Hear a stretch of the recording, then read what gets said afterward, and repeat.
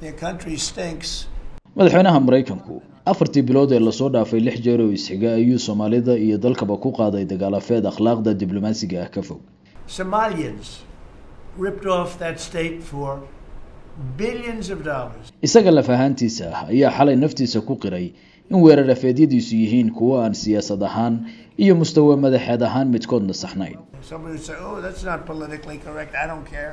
I don't want them in our country. Donald Trump oo lagu yaqaan inuu si xadka ka baxsan u weeraro cidii ama dalkii uusan ka dhaxarag maslaxad shakhsi ah waxa uu Soomaalida gobolka Minnesota ee dalkaas degan ugu yeeray kuwa cayr ku nool 88% u baahan in lagu celiyo dalkooda oo aan waxba ku kordhinayn Mareykanka.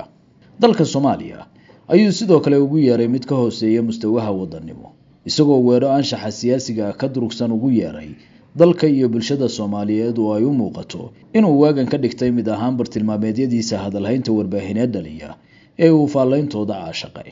isweydiintuse waxay tahay marka laga yimaado shisheeye nacaybka iyo cunsuriyadda diineed ee Trump ku beegsanayo Soomaalida iyo bulshooyinka kale ee ku caqiidada ah maxay tahay xurgufoosaadka ninkan kala dhaxaysa bulshada Soomaalida. haddaan ka bilowno halka loo tirin karo inay ka curatay Soomaalida Mareykanka ee codaysa intooda badan waxa ay ka tirsan yihiin xisbiga dimuqraadiga Mareykanka waa xisbiga siyaasadda dalka kula herdama kan Trump jamhuuriga ee xilka haya taasoo ka dhigan in Soomaalidu ka mid tahay dadka Trump ugu tirsan kuwa isaga iyo xisbigiisaba ka codaya. tan ayaana ah halka cadaawadda Trump ka bilaabatay oo nin kale caadiyan waxa uu bulshooyin badan oo Mareykanka ah marka isirka laga yimaado ku colaadiya afkaartooda siyaasiga ah iyo cidda ay codkooda siiyaan.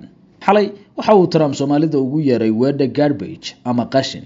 haddaan dib ku celiyo isla weedhani waxay hadalhayn badan ka dhalisay ololihiisii dib u doorashada 2024 bilihii ugu dambeeyay oo mid ahaan dadkii ugu codka dheeraa taageerayaasha Trump comedianka la yiraahdo Tony Hinchcliffe ayaa bulshada Mareykanka ku nool ee ka soo jeeda dal jasiiradeedka Puerto Rico ugu yeeray jasiirad qashin ah oo dulunduleynaysa ama sidii daadkii u rogmanaysa. Like, I don't know if you guys know this, but there's literally a floating island of garbage in the middle of the ocean right now. Yeah. I think it's called Puerto Rico. hadalkan waxa lagu fasiray inuu ka dhigan yahay sida Trump iyo kooxdiisii ololuhu u arkayeen Puerto Rico taas oo uusan Trump docdiisa raali gelin ka bixin. si kale haddaan u dhigno xukuumadda Trump iyo taageerayaasheeda maagal la isku yiraahdo waxay wax lagu faano caadi iyo Mareykanimo ah ay u yaqaanaan weerarada cidii aysan kolka maslaxadooda ka dhaxarag sida inta badan warbaahinta laga arko. waxa sadocda kale dad badan in nasiib darro u arkaan inaan madaxda Soomaalidu dhagu jalaqseenayn weerarada joogtada ah ee Trump ugu gafayo dalka iyo muwaadiniinta Soomaaliyeed ee ninkan weerihiisa magacdilka ah dhibanaha u noqday.